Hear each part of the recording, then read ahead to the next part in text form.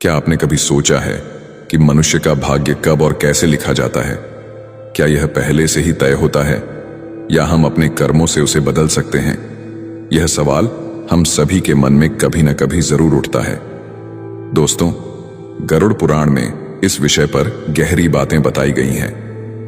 वहां विस्तार से यह बताया गया है कि मनुष्य के जन्म से लेकर मृत्यु तक जो भी घटनाएं घटती हैं वे किस तरह तय होती हैं। इससे पहले कि हम गरुड़ पुराण के इस महत्वपूर्ण ज्ञान की ओर बढ़ें, मैं आपसे आग्रह करता हूं कि इस बात को आधे अधूरे मन से मत सुनिए। भगवान श्री कृष्ण ने स्वयं कहा है कि अधूरी जानकारी कभी भी लाभकारी नहीं होती, बल्कि यह विष के समान हानिकारक हो सकती है। इसलिए इस ज्ञानवर्धक प्रस्तुति को अंत तक ध्यान से सुनिए ताकि आपको जीवन में इसका लाभ मिल सके। तो आइए शुरुआत करते हैं एक अनोखी कथा से, जो न केवल आपको इस प्रश्न का उत्तर देगी बल्कि आपके जीवन के कई गूढ़ रहस्यों को भी उजागर करेगी। समय की बात है जब द्वारका नगरी में भगवान श्री कृष्ण अपने दिव्य सिंहासन पर विराजमान थे। तभी नारद मुनि, जो सदैव नारायण नारायण का जाप करते रहते थे, वहां पहुंचे। नारद ने भगवान को प्रणाम किया और बोले, हे प्रभु, आप त्रिकालदर्शी हैं। मुझे एक जिज्ञासा है, क्या यह सत्य है कि मनुष्य का भाग्य उसके जन्म से पहले ही लिख दिया जाता है? क्या हमारे जीवन में जो भी कुछ घटता है वह पूर्व निर्धारित होता है या हम अपने कर्मों से उसे बदल सकते हैं? श्री कृष्ण ने नारद की बात ध्यान से सुनी और हल्की मुस्कान के साथ कहा, हे नारद, तुम्हारा यह प्रश्न बहुत महत्वपूर्ण है। यह प्रश्न न केवल तुम्हारे लिए बल्कि संपूर्ण मानव जाति के लिए भी अत्यंत उपयोगी है। मैं तुम्हें एक कथा सुनाता हूं जो तुम्हारे इस प्रश्न का उत्तर देगी। लेकिन याद रखना, इस कथा को पूरा सुनना। अधूरी कथा सुनना हमेशा हानिकारक होता है। जो व्यक्ति इसे अधूरा सुनता है वह जीवन में कभी सही मार्ग पर नहीं चल पाता। नारद ने भगवान से निवेदन किया, हे प्रभु, मैं इस कथा को पूरी एकाग्रता से सुनूंगा। कृपया इसे सुनाने की कृपा करें। फिर श्री कृष्ण ने नारद को वह कथा सुनाते हैं। श्री कृष्ण बोले, हे नारद, प्राचीन काल में एक विशाल और समृद्ध राज्य था जिसका नाम अक्षयपुरी था। उस राज्य का शासक राजा रत्नधर था। राजा रत्नधर अत्यंत धर्मात्मा और न्यायप्रिय था। वह सदैव अपने राज्य के प्रजा के कल्याण के लिए काम करता था और धर्म का पालन करता था। उसे भगवान से एक संतान का आशीर्वाद चाहिए था ताकि वह अपने राज्य का कार्यभार किसी योग्य उत्तराधिकारी को सौंप सके। फिर नारद, राजा रत्नधर और रानी दोनों ने कई वर्षों तक तपस्या की। इससे भगवान शिव ने प्रसन्न होकर उन्हें संतान होने का वरदान दिया। फिर एक दिन भगवान शिव के आशीर्वाद से रानी गर्भवती हुई। राजा और रानी अत्यंत प्रसन्न थे क्योंकि वे चाहते थे कि उनका बेटा महान शासक बने और राज्य को सुख समृद्धि की ओर ले जाए। परंतु जब रानी ने बेटे को जन्म दिया तो वह बच्चा विकलांग और शारीरिक रूप से कमजोर था। उसके शरीर की हड्डियां टूटी हुई थीं और वह शारीरिक रूप से सक्षम नहीं था। राजा रत्नधर का दिल टूट गया। उसने भगवान से यह सवाल पूछा कि ऐसा क्यों हुआ। तब राजा रत्नधर ने भगवान श्री कृष्ण से मिलने का निर्णय लिया और उन्हें अपने दुखों को साझा करने के लिए वहां पहुंचे। राजा ने भगवान से पूछा, हे प्रभु, मैंने इतनी तपस्या की, यज्ञ किए, फिर भी मेरे बेटे का जन्म विकलांग क्यों हुआ? मैंने भगवान शिव से आशीर्वाद लिया था, लेकिन ऐसा क्यों हुआ? क्या यह मेरे भाग्य में पहले से लिखा हुआ था? फिर श्री कृष्ण मुस्कुराए और कहा, हे राजा, तुम सही कहते हो कि तुम्हारा पुत्र विकलांग जन्मा है। क्या तुम जानते हो कि तुम्हारे पुत्र का जन्म इस प्रकार क्यों हुआ है? यह तुम्हारे द्वारा किए गए पूर्व जन्मों के कर्मों का फल है। यह तुम्हारे पिछले जन्म के कर्मों का परिणाम है जो तुम्हारे भाग्य में लिखा हुआ था। लेकिन इसका कारण यह नहीं है कि तुम्हारा भाग्य पहले से निर्धारित था। यह घटना तुम्हारे और तुम्हारे बेटे के कर्मों का फल है जो उसके पिछले जन्मों से जुड़ा हुआ है। राजा ने आश्चर्यचकित होते हुए पूछा, हे प्रभु, क्या भाग्य वास्तव में पहले से लिखा होता है? श्री कृष्ण ने कहा, जन्म, मृत्यु और जीवन के उतार चढ़ाव पहले से निर्धारित होते हैं, लेकिन हम जो कर्म करते हैं वह हमारे भाग्य को बदल सकते हैं। जिस दिन तुम्हारे बेटे का जन्म हुआ उस दिन तुमने एक विशेष संतान का वरदान प्राप्त किया था, लेकिन उस संतान को चुनौतियां मिलना जरूरी था ताकि वह अपने जीवन में धैर्य, साहस और पराक्रम को विकसित कर सके। लेकिन उसका भविष्य केवल उस समय के कर्मों से नहीं होता है, बल्कि यह तुम्हारे पिछले जन्मों के कर्मों का परिणाम है। श्री कृष्ण ने राजा रत्नधर से कहा, हे राजन, भाग्य और कर्म में बहुत गहरा संबंध है। हमारे कर्म ही हमारे भाग्य का निर्माण करते हैं। यही कारण है कि हमें जीवन में अपने कर्मों को सदैव धर्म और सत्य के मार्ग पर रखना चाहिए। श्री कृष्ण ने कहा, हे राजन, जो कुछ भी तुम्हारे जीवन में घटित होता है वह तुम्हारे पिछले जन्म के कर्मों का परिणाम है। यदि तुम्हारा बेटा विकलांग जन्मा है तो यह उसकी आत्मा के पिछले जन्म के कर्मों का फल है।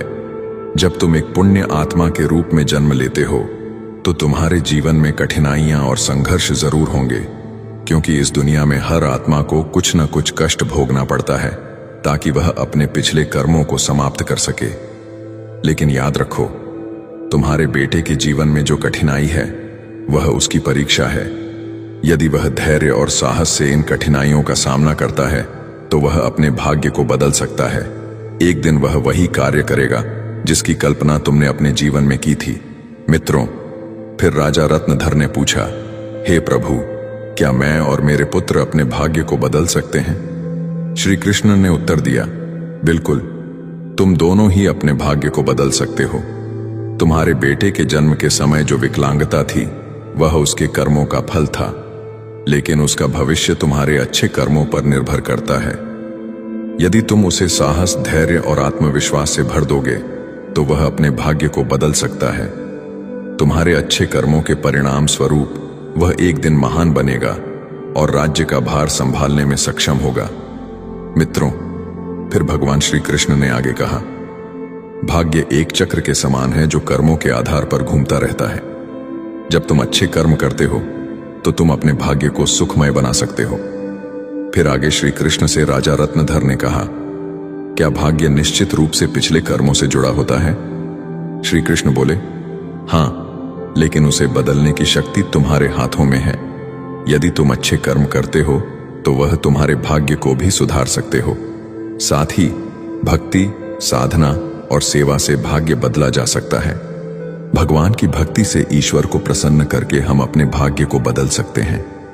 अगर तुम अपने पुत्र को साहस और आत्मविश्वास से जीवन के संघर्षों का सामना करने की शिक्षा दोगे तो वह अपने भाग्य को बदल सकता है। राजा रत्नधर ने भगवान श्री कृष्ण की बातों को पूरी तरह से आत्मसात किया और अपने पुत्र को शिक्षा देने का संकल्प लिया।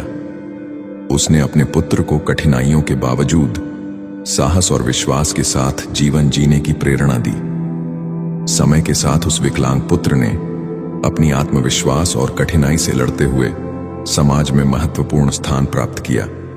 उसकी संघर्षशीलता और साहस ने राज्य में उसका सम्मान बढ़ाया। श्री कृष्ण बोले, हे नारद, तुम यह समझो कि भाग्य एक निरंतर प्रक्रिया है जो कर्मों के आधार पर बदलती रहती है। जो लोग जीवन में अपने कर्मों को सुधारते हैं और भगवान की शरण में जाते हैं, उनका भाग्य भी बदलता है। यह केवल कर्म ही नहीं है, बल्कि यह जीवन के संघर्षों और कर्मों का परिणाम है। मित्रों, फिर श्री कृष्ण ने नारद से कहा, यह कथा हमें यह सिखाती है कि जीवन में जो कुछ भी घटित होता है वह हमारे पिछले कर्मों का फल है। भाग्य और कर्म का कोई निश्चित प्रारूप नहीं है। हमारा कर्म हमारा भाग्य बदल सकता है। मित्रों, गरुड़ पुराण हमें सिखाते हैं कि अगर हम अच्छे कर्म करते हैं और सत्य की राह पर चलते हैं और ईश्वर के ध्यान करते हैं तो हम अपने जीवन की दिशा बदल सकते हैं। फिर श्री कृष्ण ने नारद से कहा, हे नारद, यह संसार कर्मों का दर्पण है। जो जैसा कर्म करेगा वह वैसा फल भोगे। मनुष्य को यह ध्यान रखना चाहिए कि माता पिता की सेवा, दूसरे की सहायता और ईश्वर का ध्यान ही सबसे बड़ा धर्म है।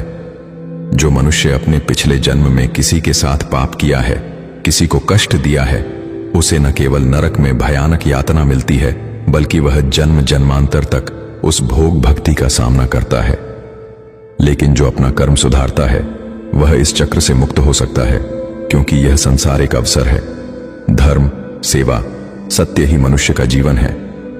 मनुष्य को यह समझना चाहिए कि मृत्यु के बाद के उसके अच्छे कर्म ही साथ जाते हैं। मित्रों, यह कथा हमें यह सिखाती है कि हमारे भाग्य पिछले कर्मों का फल है।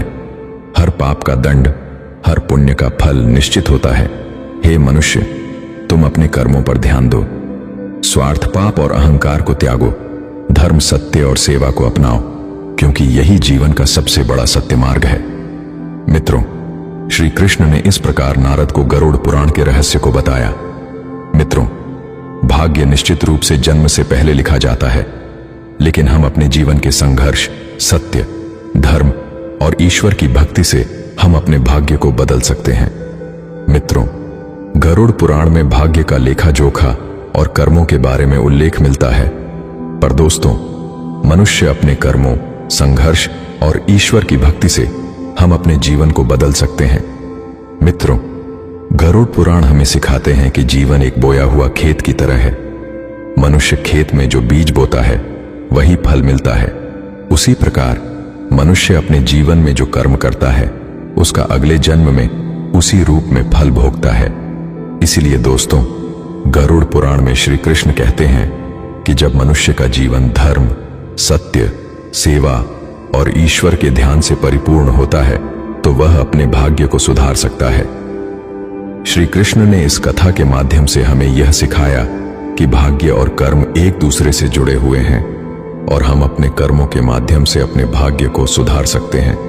भगवान का ध्यान करने से हम अपने जीवन में सुख, समृद्धि और शांति पा सकते हैं।